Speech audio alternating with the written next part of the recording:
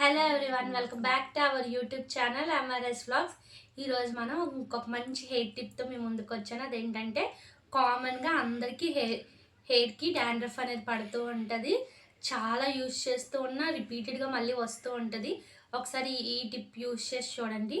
ఇది ఫ్రీక్వెంట్గా ఒక 4-5 టైమ్స్ యూజ్ చేస్తే హెయిర్కి అనేది డాండ్రఫ్ అనేది చాలా వరకు మనకి కనిపించదు. ఇంకా మనం రెగ్యులర్గా యూజ్ చేస్తే వీక్లీ ట్వైస్ అలా యూజ్ చేయాలి. దీనివల్ల హెయిర్కి డాండ్రఫ్ పోవడమే కాకుండా ఇందులో మనం అలోవెరా, అల్లం, ఇంకా రైస్ ఇవన్నీ కలుపుతాం కాబట్టి హెయిర్ గ్రోత్కి ఇంకా హెయిర్ డ్యామేజ్ అవ్వకుండా ఉండడానికి కూడా చాలా యూజ్ అవుద్ది.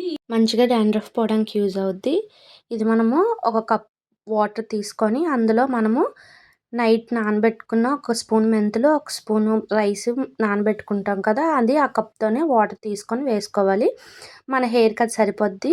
మీరు ఇంకా లాంగ్ హెయిర్ అయితే కొంచెం వాటర్ ఎక్స్ట్రా వేసుకొని అందులో కొద్ది కరివేపాకు, అల్లం అలోవెరా అన్నీ వేసుకొని బాయిల్ చేసుకోవాలి. ఒక 10 మినిట్స్ బాయిల్ చేసుకొని గ్రీనిష్ కలర్ వచ్చిన తర్వాత పక్కకు తీసేయండి. ఒక కప్లో తీసుకొని దాన్ని ఫుల్గా చల్లారనివ్వండి. మీరు ఏ షాంపూ అయితే యూజ్ చేస్తారో దాంట్లో మిక్స్ చేసేయండి. మిక్స్ చేసేసి ఫుల్గా ఒక స్ప్రే బాటిల్లోకి తీసుకొని హెయిర్ అనేది మనం పాయలు తీసి స్ప్రే చేసుకొని జెంటిల్గా మసాజ్ చేసుకోవాలన్నమాట.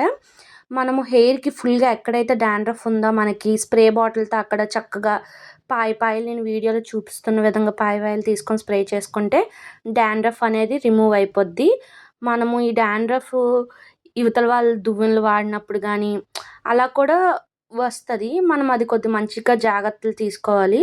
ఇలా చేసుకొని మసాజ్ చేసుకున్న తర్వాత హెయిర్ వాష్ చేసుకున్న తర్వాత చూడండి, రిజల్ట్స్ అయితే చాలా బాగుంటుంది. మీరు ఇది ఒక వీక్లీ ట్వైస్ అలాగా ఒక 1 మంత్ యూస్ చేస్తే మీకు డాండ్రఫ్ అనేది మరి ఉండదు. చాలా మంచిగా యూజ్ అవుద్ది.